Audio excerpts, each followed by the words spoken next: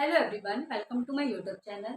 आज का मेरा टॉपिक है माइटोकॉन्ड्रिया। तो देखते हैं माइटोकॉन्ड्रिया क्या होता है। देखिए, माइटोकॉन्ड्रिया को हिंदी में बोलते हैं सूत्रकणिका। माइटोकॉन्ड्रिया एक ग्रीक वर्ड से लिया गया है। माइटो मीन्स होता है थ्रेड, कॉन्ड्रिया मीन्स होता है ग्रेन्यूल। ये एक थ्रेड लाइक ग्रेन्यूल्स होते हैं। इसके माइटोकॉन्ड्रिया के सिंगुलर फॉर्म को हम बोलते हैं mitochondrium. First reported by Kolliker. इसको फर्स्ट रिपोर्ट किया था कोलिकर द्वारा। एंड इसका जो डिस्कवरी का जो एक्चुअल क्रेडिट जाता है वो जाता है हमारे फ्लेमिंग एंड अल्टमान को। अब देखिए, in all eukaryotes except mature RBC and all prokaryotes. इनकी अगर उसकी बात करें कि किस किस में पाए जाते हैं, तो सारी यूकैरियोटिक सेल्स में पाए जाते हैं, बस आरबीसी एंड ऑल प्रोकैरियोट्स को छोड़कर। And all mitochondria of a cell, एक सेल के जितने भी माइटोकॉन्ड्रिया, एक सेल में एक ही माइटोकॉन्ड्रिया तो होता नहीं है, होता है मैंने बताया माइक्रोस्टेरियाज में। बट ज्यादातर हमारे एक सेल में काफी सारे माइटोकॉन्ड्रिया होते हैं, जिनको बोलते हैं कॉन्ड्रियम। क्या बोलते हैं? Chondrium. Only some different, only one mitochondria अभी मैंने बताया माइक्रोस्टेरियाज, जो कि एक ग्रीन एल्गी है। Some different cells have different amount of mitochondria.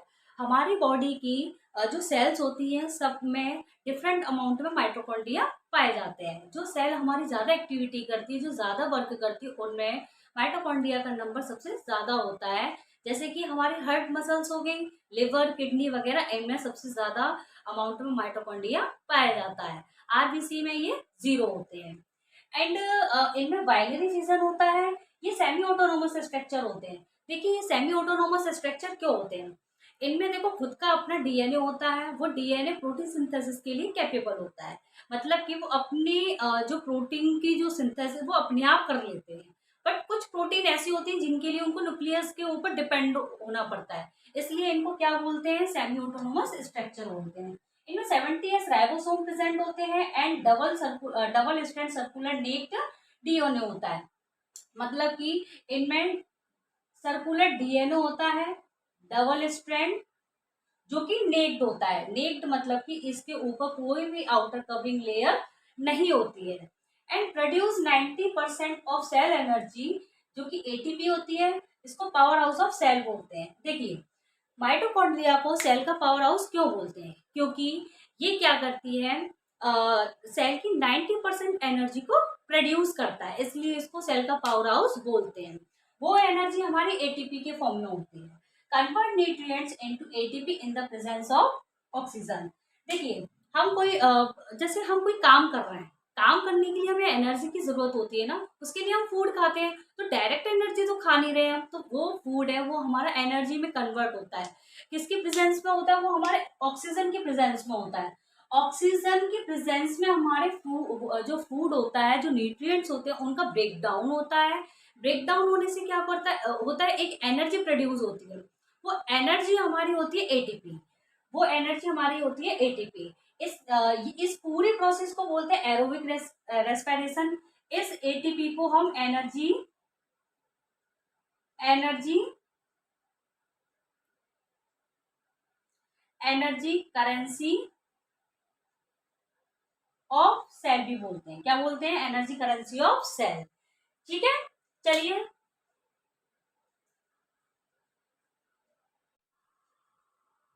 चलिए अब इसका हम स्ट्रक्चर देखते हैं। देखिए, माइटोकॉन्ड्रिया का स्ट्रक्चर देखेंगे तो ये माइटोकॉन्ड्रिया वो डबल मेम्ब्रेन बाउंड स्ट्रक्चर होते हैं। कैसे होते हैं? Double membrane bound structure. मैंने आपको पढ़ाया था सेल के बारे में।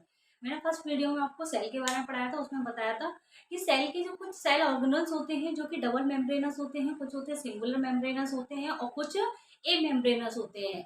ए मेम्ब्रेनस मतलब कि उन पे कोई भी मेम्ब्रेन नहीं पाई जाती है। डबल मेम्ब्रेनस सेल ऑर्गेनल में से हमारा एक है माइटोकॉन्ड्रिया। ये कैसा होता है? डबल मेम्ब्रेन बाउंड स्ट्रक्चर होता है। देखिए, ये रॉड शेप्ड होते हैं एंड 0.5 से 1 माइक्रोमीटर तक होते हैं। And mitochondria membrane composed of phospholipid bilayer and protein. जैसे हमारी प्लाज्मा मेम्ब्रेन बनी होती है, सेम वही कंडीशन में हमारी जो माइटोकॉन्ड्रिया की जो आउटर मेम्ब्रेन होती है वो भी हमारी फॉस्फोलिपिड और प्रोटीन की बनी होती है। अब देखिए, outer membrane freely permeable of small molecule. Outer membrane जो होती है वो फ्रीली परमिएबल होती है स्मॉल मॉलिक्यूल के लिए। मतलब कि जो स्मॉल मॉलिक्यूल है वो आसानी से अंदर बाहर आ जा सकते हैं। बट जो लार्ज मॉलिक्यूल होते हैं वो उनके लिए कुछ चैनल्स लगे होते हैं प्रोटीन के, जिनको बोलते हैं पोरिन्स। ठीक है, लार्ज मॉलिक्यूल के ट्रांसपोर्ट के लिए। अगर हम देखिए, अगर इसके आउटर स्ट्रक्चर की बात करें तो सबसे पहले देखेंगे आउटर मेम्ब्रेन। आउटर मेम्ब्रेन देखेंगे, माइटोकॉन्ड्रिया के सबसे ऊपर एक लेयर होती है जिसको हम क्या बोलते हैं, आउटर मेम्ब्रेन। क्या बोलते हैं? आउटर मेम्ब्रेन, जो कि पोरस होती है, मतलब कि इसके ऊपर कुछ पोर लाइक स्ट्रक्चर होते हैं, मतलब कि पोर्स होते हैं इसका। एंड फिर देखते हैं इनर मेम्ब्रेन। इनर मेम्ब्रेन कुछ अंदर की साइड में कुछ उंगलीनुमा स्ट्रक्चर बनाती है, जिनको हम बोलते हैं क्रिस्टी। क्या बोलते हैं? क्रिस्टी। इन्हीं क्रिस्टी के ऊपर कुछ टेनिस के रैकेट लाइक कुछ स्ट्रक्चर प्रेजेंट होते हैं, उनको हम बोलते हैं FO या F1 पार्टिकल, या फिर ऑक्सीसोम भी बोलेंगे, या फिर ATP सिंथेटेस, या फिर एलिमेंट्री पार्टिकल भी बोलते हैं। मतलब कि इनको देखो, एटीपी सिंथेटेज, या फिर इनको ये क्यों बोलते हैं, क्योंकि इन यही है जो कि एटीपी का मतलब कि प्रोड्यूस करेंगे एटीपी को। ठीक है, अब देखिए देखो, आउटर मेम्ब्रेन और इनर मेम्ब्रेन, आउटर मेम्ब्रेन और इनर मेम्ब्रेन के बीच में जो स्पेस होता है, इस स्पेस को बोलते हैं इंटर माइटोकॉन्ड्रियल स्पेस। क्या बोलते हैं? Inter mitochondrial space. अब देखिए, जो इनर मेम्ब्रेन के अंदर कुछ जेल लाइक फ्लूइड होता है जिसको बोलते हैं मैट्रिक्स।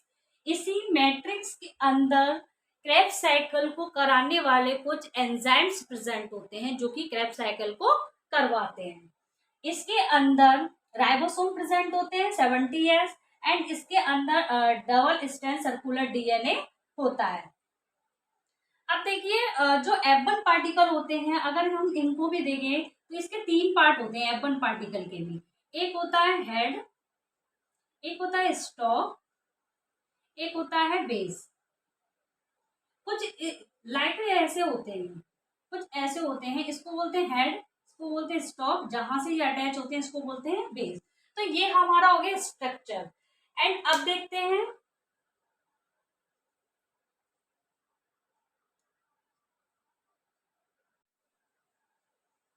चलिए देखिए इसके फंक्शन के बारे में बात करें तो माइटोकॉन्ड्रिया का फंक्शन क्या होता है? Major role in breaking down nutrients and regenerating energy rich molecule for the cell. तो देखिए, इसका काम क्या होता है? जो हम न्यूट्रिएंट्स लेते हैं, उस न्यूट्रिएंट्स का ये क्या करता है? ब्रेक डाउन करता है। क्या करता है? ये ऑक्सीजन के प्रेजेंस में न्यूट्रिएंट्स का ब्रेक डाउन करता है, जिससे एक एनर्जी रिलीज होती है। वो एनर्जी हमारे माइटोकॉन्ड्रिया में ATP के फॉर्म में स्टोर होती है। कहने का मतलब ये है, सेल के अंदर माइटोकॉन्ड्रिया एक ऐसी साइट है जो कि एनर्जी को प्रोड्यूस करती है। ठीक है, सेलुलर रेस्पिरेशन करवाती है, वही जो ऑक्सीजन की प्रेजेंस में जो फूड का ब्रेकडाउन होता है और एनर्जी रिलीज होती है। Play an important role in apoptosis. देखिए, माइटोकॉन्ड्रिया अपोप्टोसिस को करवाने में भी हेल्प करता है। मतलब कि मान लो कोई ओल्ड वाली सेल है, कोई पुरानी सेल हो गई है, या फिर कोई खराब सेल है जिनको हटाना है बॉडी के अंदर से, तो ये क्या करता है? उनको खत्म करने में भी हेल्प करता है। The most important function of mitochondria is to produce energy through the process of oxidative phosphorylation. सबका मतलब एक ही है, मैंने पॉइंट लिखे हैं। ऑक्सीडेटिव फॉस्फोरिलेशन की प्रोसेस करवाता है, मतलब कि एनर्जी को प्रोड्यूस करता है। ठीक है, उस प्रोसेस को ऑक्सीडेटिव फॉस्फोरिलेशन बोलते हैं। या फिर देखो, सीधी सी लैंग्वेज में हम समझेंगे कि जो हम फूड लेते हैं, माइटोकॉन्ड्रिया क्या काम करता है? जो हम फूड लेते हैं उसका ब्रेकिंग डाउन करवाता है, किसके प्रेजेंस में? ऑक्सीजन की प्रेजेंस में। जब फूड का ब्रेक डाउन होता है प्रेजेंस ऑफ ऑक्सीजन, तो एक एनर्जी रिलीज होती है। वो एनर्जी हमारी ATP के फॉर्म में होती है। वही एनर्जी हमारे माइटोकॉन्ड्रिया में स्टोर हो जाती है, जो कि हम कोई भी काम कर रहे हैं, कोई भी एक्टिविटीज कर रहे हैं, उसमें हमें वो एनर्जी देता रहता है। इसलिए इसको हम सेल का पावर हाउस भी बोलते हैं। देखिए, इस पूरी प्रोसेस को, जो मैंने अभी जो पूरी प्रोसेस बताई, इस पूरी प्रोसेस को बोलेंगे एरोबिक रेस्पिरेशन। चलिए, एक और चीज, काफी सारे साइंटिस्ट का ये कहना है कि जो माइटोकॉन्ड्रिया और जो प्लास्टिड है, इसका, इन दोनों का ओरिजिन हुआ है किससे? प्रोकैरियोट से। देखिए कैसे कुछ सिमिलरिटीज हैं जिनके कारण ये माना जाता है कि इनका जो ओरिजिन हुआ है वो प्रोकैरियोट से हुआ है। देखिए कैसे, 70s राइबोसोम हमारे माइटोकॉन्ड्रिया प्लास्टिड में होते हैं, तो हमारे बैक्टीरिया में भी ये होते हैं। दूसरी चीज पोरिन प्रोटीन, इनकी मेम्ब्रेन जो होती है, इनकी मेम्ब्रेन भी पोरस होती है, तो इनकी मेम्ब्रेन भी पोरस होती है। बट इनमें कौन सा बैक्टीरिया होता है? ग्राम निगेटिव बैक्टीरिया। कौन सा बैक्टीरिया है? ग्राम negative bacteria. And double circular DNA होता है इनमें और नेक्ड होता है, तो इनमें भी डबल सर्कुलर डीएनए होता है, डबल स्ट्रैंड सर्कुलर डीएनए होता है और नेक्ड होता है। दूसरी चीज, इनमें भी बाइनरी फिजन होता है और इनमें भी बाइनरी फिजन होता है।